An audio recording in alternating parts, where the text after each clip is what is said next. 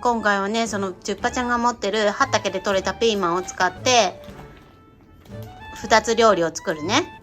ピーマン作らない？うん、ピーマン使うよ。ね、2人ともちょっと苦手みたいだから食べてくれるように一応考えては作るけど、ちょっと時間かかるから今から準備しちゃうね。これやだ、ピーマン。うん、ピーマンが栄養があるんだよ。だから食べてほしいからちょっと使って作ってみるね。やだ。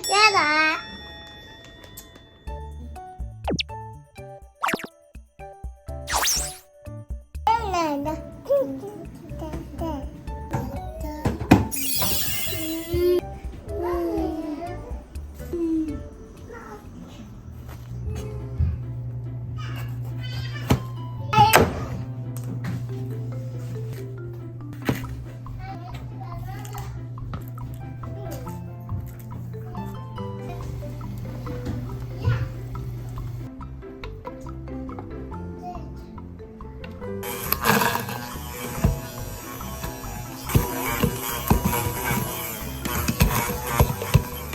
何作ってんのさ。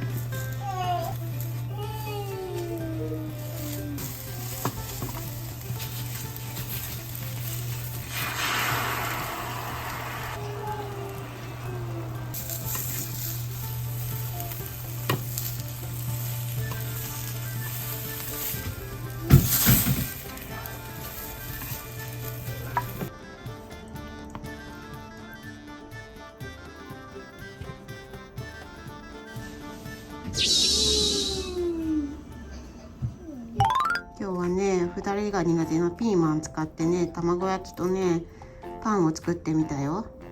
美味しい？うん。食べれる？食べる。うん。じゃあ卵焼きも食べてみてね。うん。ちゅっぱちゃんは？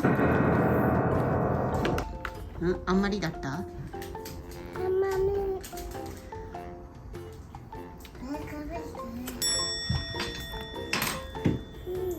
あ、でも食べてくれ。どうか。あら、ダメだったかしら。ピーマンはやっぱり分かっちゃう？卵焼きにも入ってるよ。うん。ママ、見たって。ここだ。